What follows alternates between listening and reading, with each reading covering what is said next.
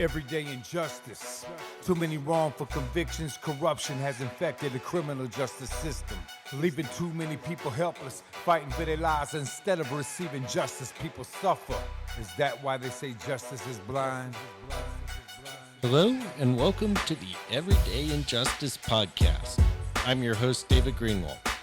For the past 10 years, we've operated Vanguard Court Watches in California, including San Francisco, Sacramento, and Yolo counties. Our goal? Expose everyday court injustices, and now, more broadly, shine a spotlight on injustices in the entire criminal justice system, in the form of wrongful convictions, police and prosecutorial misconduct, and mass incarceration. This podcast hopes to take it a step further and highlight criminal justice reform on a national level. Everyday injustice.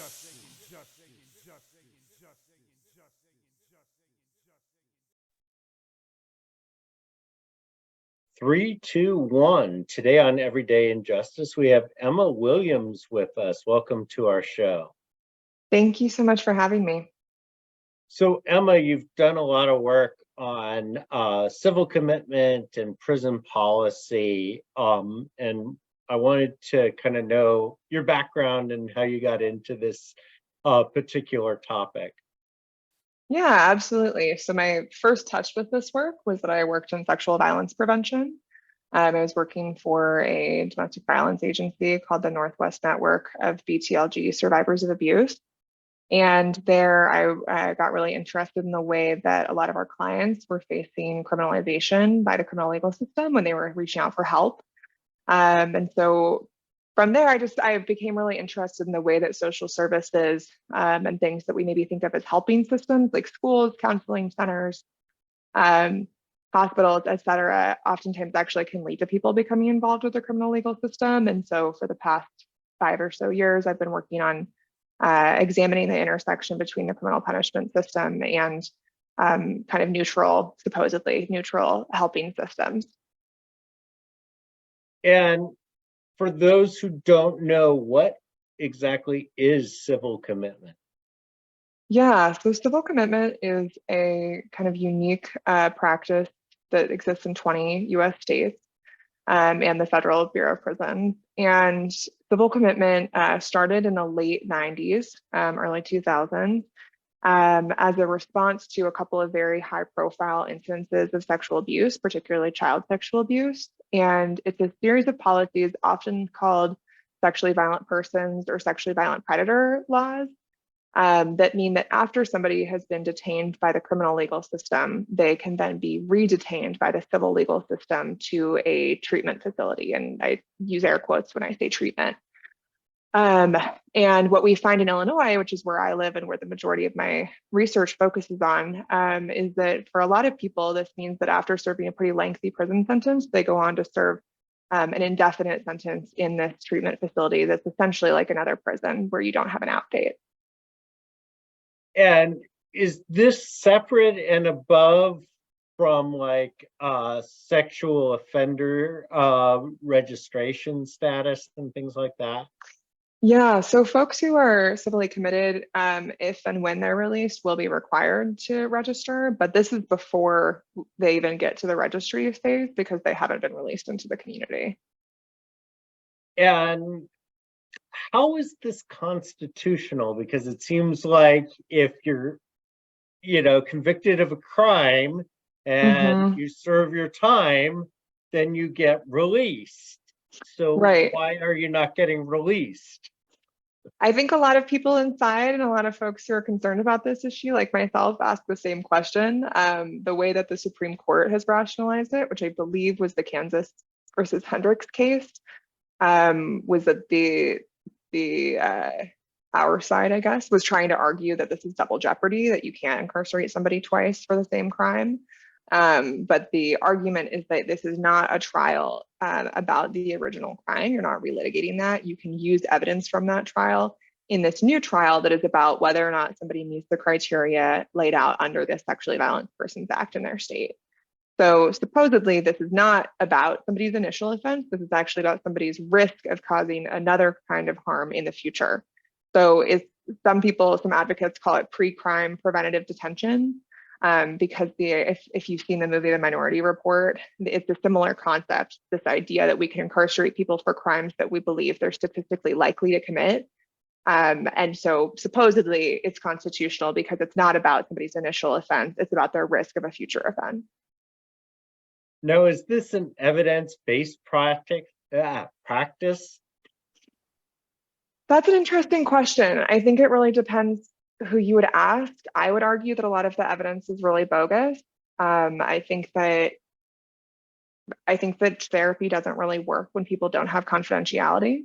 And a lot of the evidence that's brought into people's hearings when they are being considered for release comes directly from, there's a therapist who then talks to, I believe their title is like a court evaluator, and they're the intermediary party, and then they report things that this person has said in therapy to the court as a way of monitoring their progress. And so if you call that evidence, then sure, but I would say that anytime that somebody is doing a kind of treatment and that the things that they say in that treatment are going to impact their life outcomes and whether or not they're indefinitely detained, probably isn't going to be a super accurate read of where somebody is at. And this also relies on risk assessment tools, particularly something called the static 99R, which is an evaluation that is used to assess somebody's supposed risk of reoffending. It's a quiz that is based on findings from mostly unpublished research that looks at large data sets and says, what are common traits amongst people who repeatedly cause sexual harm? And then it assesses people for those traits. And so I think that that's something that is kind of trendy right now, is like evidence-based or smart on crime practices.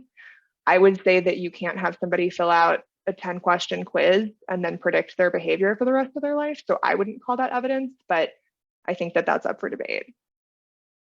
And at least my understanding is that despite the common perception, the recidivism rate for sex offenses really isn't that high. I believe it's either the lowest or one of the lowest if you measure by offense category, which is pretty remarkable considering that a lot of the circumstances that people who have caused sexual harm are forced to live in after their incarceration, all of the limitations that are imposed on them by registry systems, make it pretty hard for people to succeed. So the fact that people succeed without reoffending anyways is I think pretty impressive. So what do these hearings look like? Are people represented by attorneys? Is it done in front of a judge? Who makes the determination? Yeah, so I wish I had a little bit more information about that. I haven't personally seen one of these hearings, but yes, people do go in front of a judge. Initially, what happens is that at the end of somebody's sentence, they are flagged as a potential risk to the Attorney General's office. And then if the Attorney General takes interest, the state's attorneys, they will have this person evaluated for potentially going into SVP treatment. Again, air quotes on that.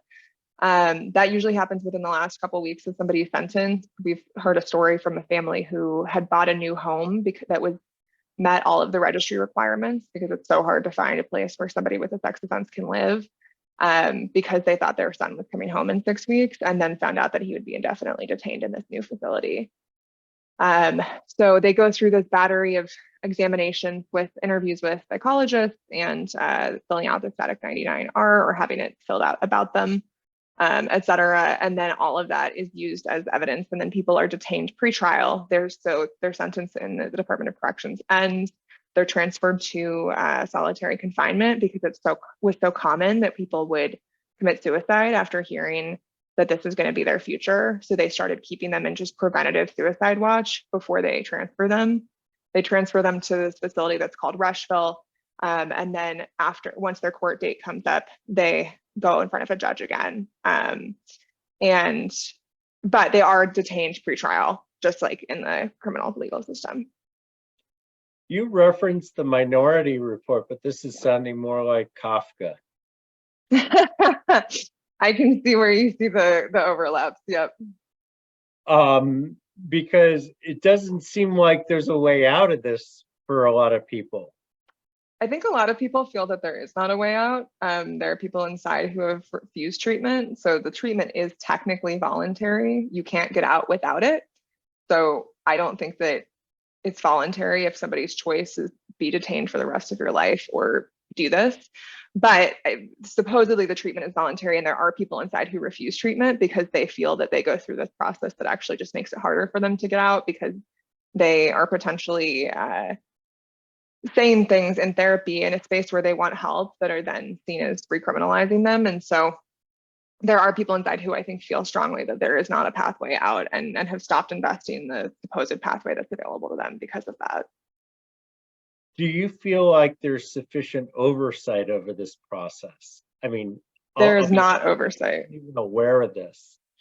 Yeah, and you're not alone in that. I think a lot of people who are strong advocates around criminal legal system issues have no idea that this practice exists. I know a lot of attorneys who are very experienced, have been working in the Illinois area for decades, and have never heard of this because it's a very shadowy practice, which I think speaks to the lack of oversight. So one part of this is that it is this facility is under the Department of Human Services, not the Department of Corrections. So there's less attention on detention in the department when people look at the Department of Human Services, because they provide so many other things that are not detention, as opposed to that being the purpose of the Department of Corrections. But there is no external oversight. So there is a prison watchdog organization in Illinois, the John Howard Association, that goes in and does independent monitoring of prisons, and they have not been able to get into Rushville despite, I think, repeated efforts too. So as far as we're aware, the group of researchers that I worked with to do this survey of people inside and the results that we published is the only external oversight the facility has ever been subjected to. And I'm looking at the map on the prisonpolicy.org, and I noticed you mentioned you're in Illinois and there's like 500 people there. I'm in California and there's almost 1,000 people in California. So it's not, I mean, it's interesting because it's not a huge number, but it is a huge number. Yeah, the current estimates are that there are 6,000 people across the country. There are some advocates who believe that that is an underestimate and say that it's more like 10,000. I'll give the example that in Illinois, I believe that at the time that this data was collected, there were 525 people in Rushville. But Illinois is unique in that we actually have two kinds of these laws. We have the Sexually Violent Persons Act, and then we have the Sexually Dangerous Persons Act. And the Sexually Dangerous Persons Act has people still confined in the Department of Corrections, but they're also in a civil commitment program simultaneously. And that number is not reflected in this 525. I don't think that the group that's been collecting this data is aware that that facility exists. So I think that there is a lot of undercounting. And even if it is, 6,000 or 10,000, maybe doesn't feel like that big of a number across the US. But my personal sentiment is that I think that the way that the criminal legal system reform landscape is moving right now is that kinds of preventative detention, things that are supposedly evidence-based, things that are supposedly treatment instead of incarceration are becoming increasingly popular. And so I think that this is just one example of ways that we see people be detained supposedly to heal them. And I think that that's going to be a growing trend. And so I think that even if this is a small number, it's something that we should be paying attention to, because I think this is just one of the first times of this sort of incarceration that we're going to see. So I'm really curious. So drilling down a little bit here, what kinds of offenses were these people initially convicted of? And then is it a single offense, or did they commit multiple offenses? It really depends on the person. There's not, to my knowledge, there's not any criteria that says it has to be multiple offenses. The people who are locked up at Rushville Treatment and Detention Facility have caused serious sexual harm. And many of the people, though not all of them, it was serious sexual harm to children. What we hear, though, is that a lot of the people who were in there were convicted when they were very young. And so I think in a number of these instances, it's teenagers with teenagers, which doesn't mean that the sexual harm didn't occur. It doesn't mean that there wasn't serious trauma or damage done there.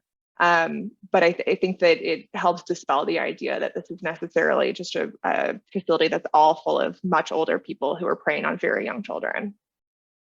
Yeah, and that is a big difference, because one of the things that I've seen just in sexual, offense registration, that, sometimes, it's very serious crimes. Sometimes it's relatively minor. You're talking like, a 21-year-old having sexual relations with a 17-year-old girlfriend. And you're just Right. like, wow, you have to register as a sex offender for life for that? I mean, wow. Yeah. Yeah, absolutely. And I mean, I think it speaks also so much to the way that identity and privilege play out in the system, and that the people that we see get incarcerated for those age difference relationships when they're young are not necessarily going to be young white teenagers with family who have access to money and attorneys, Right. And is it a single offense or is it multiple offenses? As far as I'm aware, there's no criteria that says that it has to be multiple offenses, but I think that it varies. I think that for some people it's multiple, and so for some people it's a single offense. And what's the difference between a sexual violent and a sexually dangerous That's a offense? good question. I am still a little bit unclear what the exact criteria is that differentiates them. I know that similar diagnostic tools are used. My understanding is that the Sexually Violent Persons Act is something that happens at the very end of somebody's sentence that they're not necessarily aware of throughout the duration of their incarceration. Though I think that incarcerated people have been doing an increasing amount of organizing to make sure that other people inside know that this is a possibility, and maybe can make some strategic choices about how they navigate going through evaluations at the end of their sentence that could potentially help them avoid becoming civilly committed. But the Sexually Dangerous Persons Act is, my understanding is that sometimes it's part of a plea deal that people take at the beginning of their sentence.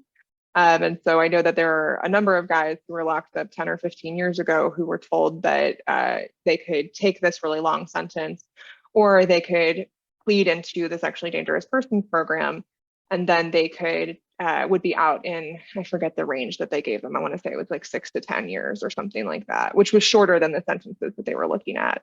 And so a number of people took that plea because it seemed like a good deal. And I think a lot of people feel that they do need treatment. I think that they're sometimes aware that the harm that they caused is serious, and that it was in part informed by their own trauma. And so I think some people, for a moment, are excited about the prospect of being able to receive treatment. And then they realize that the treatment's totally bogus and that this is an indefinite sentence.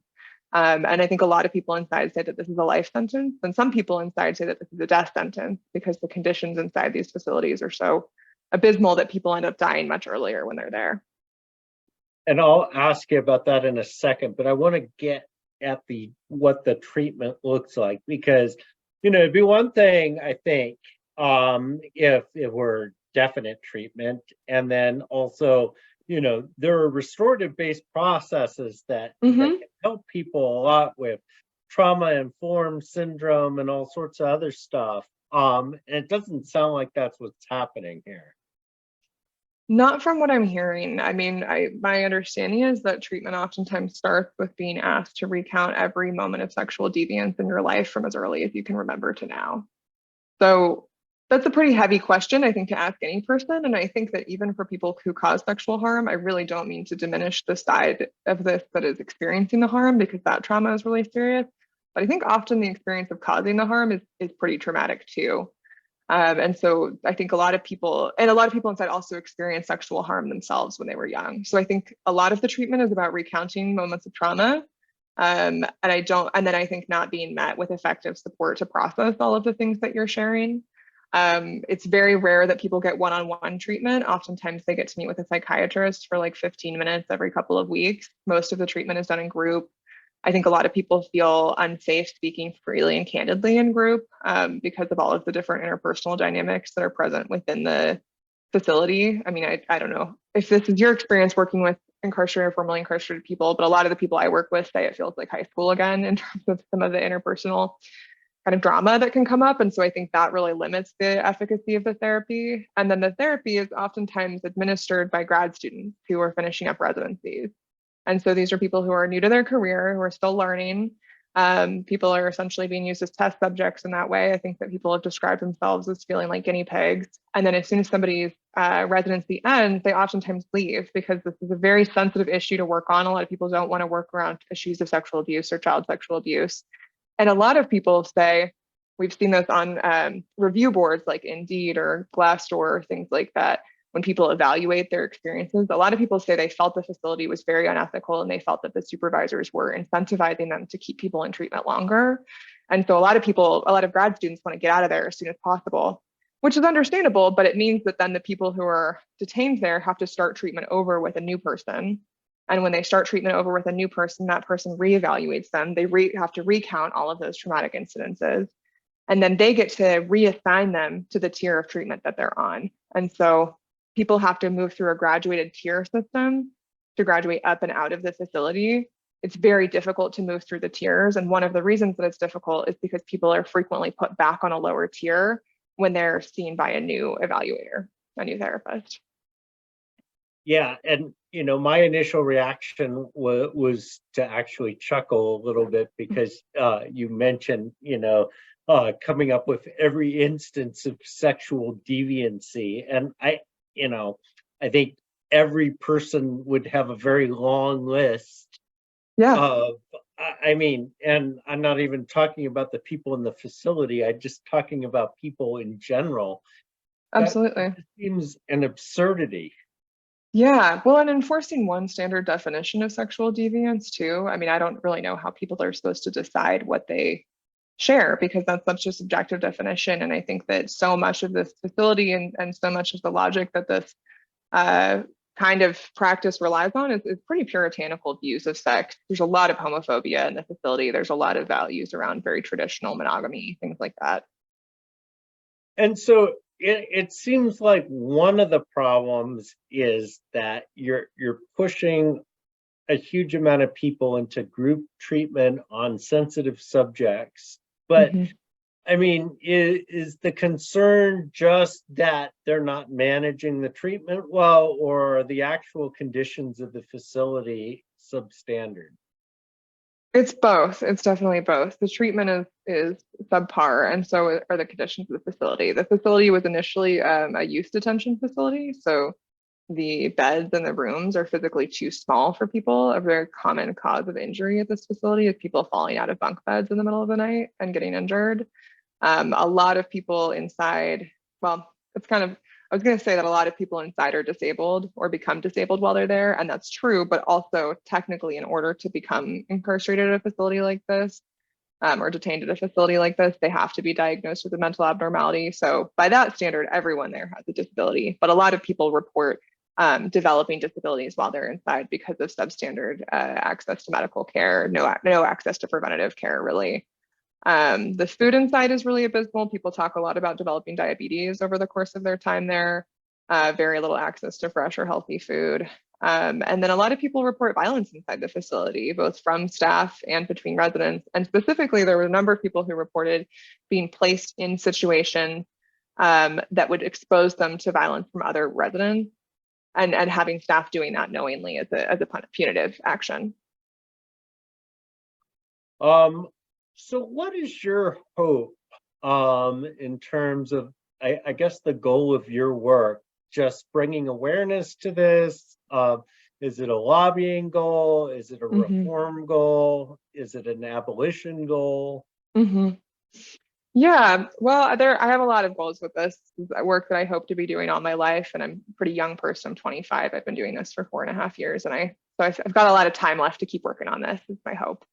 But I think that abolition is a bottom line priority for me. I think that both abolition of these specific facilities and abolition of the carceral system more broadly, but also specifically, I think abolishing the ideas that inform these facilities. So number one, real misunderstandings of how sexual harm works, not recognizing that it's pretty rare that people are the pathological serial rapists that you see in your true crime TV shows, that oftentimes these are people who are survivors of their own experiences of harm, who are caught up in cycles of violence, as opposed to just being perpetrators or just being victims. So I think awareness around breaking down that binary and also breaking down the homophobia that's inherent in sending people to these facilities, because somebody victim being of the same sex is a factor that considers them higher risk to reoffend. So the practice is necessarily homophobic.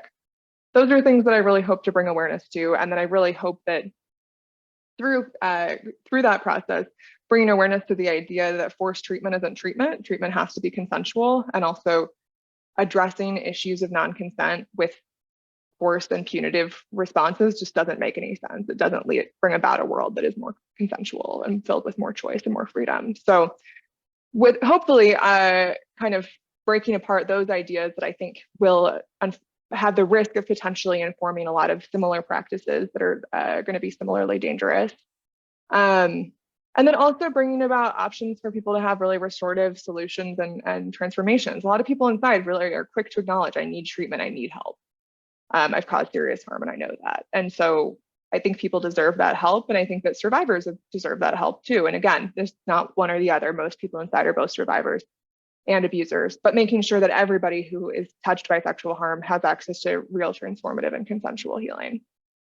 Yeah, and I think that's an important point that you just made, because and we talk about this a lot now, is there's a victim to perpetrator offender pipeline where we have this notion that the world's made up of, they're victims and then there are the criminals, right? But the reality is that a lot of people that end up in the system started out as victims who had this trauma that were never treated.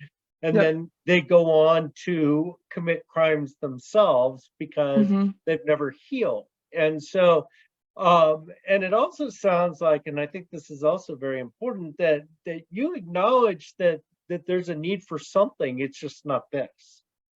Yeah, I think that, healing is so important to me. And as someone who's experienced sexual harm myself, I'm really sympathetic to the emotions that drive facilities like this to be created, and to the experiences that lead people to cause serious harm. And so I really am a strong believer that people do need treatment and do need help, but when they can consent to it and honestly ask for it. And also recognizing that a one-size-fits-all treatment model is not going to work for people. People need really different kinds of support, and having a wide variety of options available to them is really crucial. And I think, just to build on what you said, I think that's such a good point. And one story that I can think of that really illustrates this is I talked with one person who has a possession of child pornography charge. And what she was saying to me about it was, she was like, this looked like my first sexual experiences. These videos reminded me of my formative sexual experiences because she'd been sexually abused as a child. And that just really hit home for me, where I was like, oh yeah, of course you have a really warped perception of sexuality because your introduction to sexuality was very warped. So I like to share that anecdote just because I think it helps dispel some myths. Yeah, I think that's really important, because people have this very black and white perception of these things, and they're not. Yes, absolutely. And then I guess my final question is, is there something I didn't ask that is really important for people to know? That's a great one. I think that one thing that we got into a little bit, but that I just always like to drive home even more if there's an opportunity to, is to just really ask people who are listening to think about what it means if we accept a world where risk assessment technologies can decide how people are detained. And so again, that the piece about this being a homophobic practice, that people who have same-sex victims are people who are more likely to reoffend. This is a perfect example of times that bias are written into, supposedly objective scientific tools.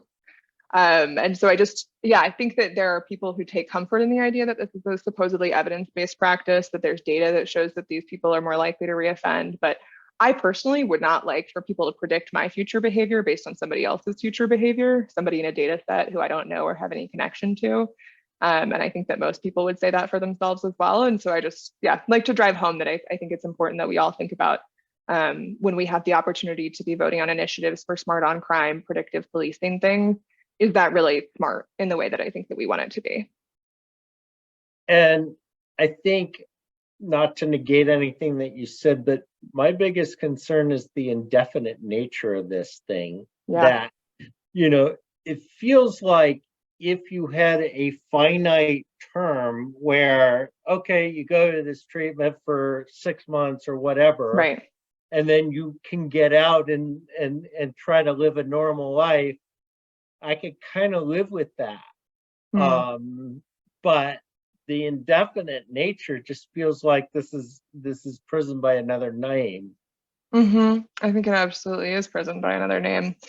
Yeah, I mean, I think that the indefinite nature, like there maybe isn't a good intention there, right? Which is that different people need different things and take different amounts of time to progress through treatment. I wouldn't call this, I mean, again, I'm saying, I really want to drive home for people listening. I'm using air quotes when I say treatment, because this is really not transformative in the ways that we want it to be. But yeah, I think that even if there was a time limit, though, I mean, it's not something that people are consenting to. People can't heal without their own consent. If people don't want to look into the instances that led them to cause harm in the first place, if they're not ready to revisit the traumas in their own life, this isn't going to do anything for them.